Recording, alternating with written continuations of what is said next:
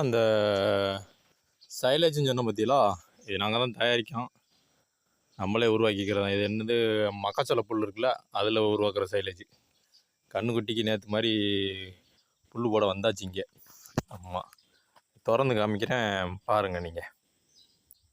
இப்படி தான் இருக்கும் சைலேஜ். மக்காச்சோளத்துலேயே ஃபெர்மினேட் பண்ணி வச்சுருப்பாங்க. மேலே கொஞ்சம் உப்புலாம் போடுவாங்க, அது கொஞ்சம் கெட்டு போகாமல் இருக்கிறதுக்கு வைங்களேன். இதே மாதிரி நம்ம ஊர்லேயும் பண்ணோம்னா இப்போ நம்ம பச்சையாக போடணுன்னே அவசியம் கிடையாது. இதையே மாடுகளுக்கும் ஆடுகளுக்கு போட்டாலே போதும். நம்ம ஊர்லேயும் வந்துருச்சு இது.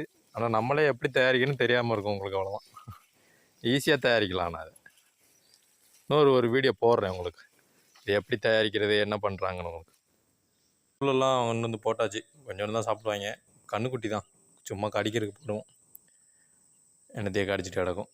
காயத்தை எல்லாத்தையும் அவுத்து விட்டுட்டு மொத்தமாக உங்களுக்கு வீடியோ பார்ப்போம். பூரத்தையும் அவுத்து விட்டாச்சு, வந்து சாப்பிட்டுக்கிட்டு இருக்காங்க. ஆமாம், இன்னுமே சாயங்காலம் தான் வரணும். முடிஞ்சிச்சு வேலை, இங்கே வேலை முடிஞ்சு வச்சு.